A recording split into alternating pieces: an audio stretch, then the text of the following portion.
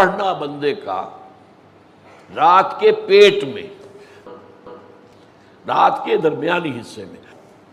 تہجد اصل میں جسے کہتے ہیں وہ نہیں ہے کہ جو عام طور پر لوگ فجر سے کچھ دیر پہلے جاگ گئے اذان سے اور جلدی سے 8 نفل پڑھ لیے، یہ تہجد نہیں ہے. یہ تو فجر کا ضمیمہ بنا لیا. ہاں نوافل ہے، عبادت ہے، اس کے بھی جو اس کے برکات ہیں وہ ظاہر ہوں گی، جو اس کا ثواب اور اجر ہے اللہ دے گا.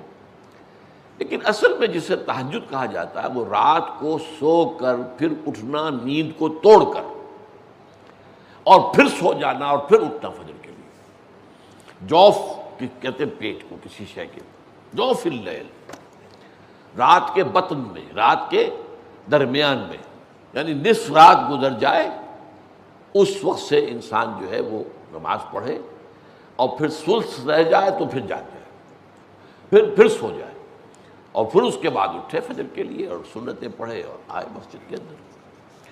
تو یہاں آپ نے فرمایا وَصَلَاةُ الرَّجُلِ فِي جَوْفِ اللَّيْلِ، اور اپنے اس قول کے لیے حضور نے آیتیں تلاوت فرمائی وہی دو آیتیں. یہاں یہ سورہ سجدہ کی آیت نمبر 16 اور 17 ہیں. تَتَجَافَىٰ جُنُوبُهُمْ عَنِ الْمَضَاجِعِ، اللہ تعالیٰ اپنے خاص محبوب بندوں کی یہ صفات بیان کر رہا ہے کہ ان کے پہلو اپنے بستروں سے علیحدہ رہتے ہیں، رات کے وقت جاگتے رہتے ہیں. بستر پر لیٹیں گے تو سو جائیں گے.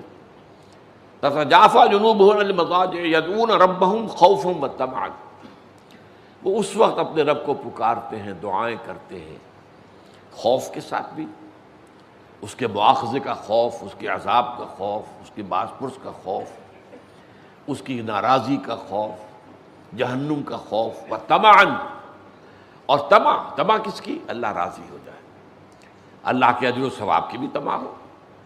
لیکن سب سے بڑی طمع کیا ہے؟ اللہ مجھ سے راضی ہو جائے.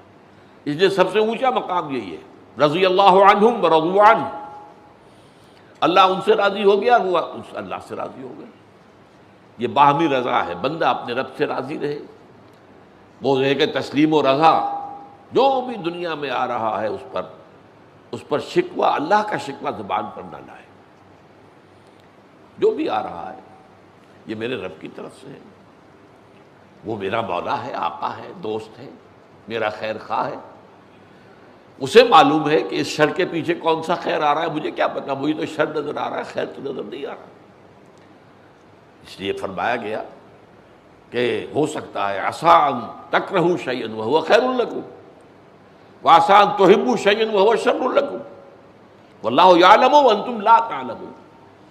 ہو سکتا ہے تمہیں کوئی چیز بری لگے حالانکہ اسی میں تمہارا خیر ہو. عین ممکن ہے تمہیں کوئی چیز اچھی لگتی ہو حالانکہ اس میں تمہارے لیے شر ہے.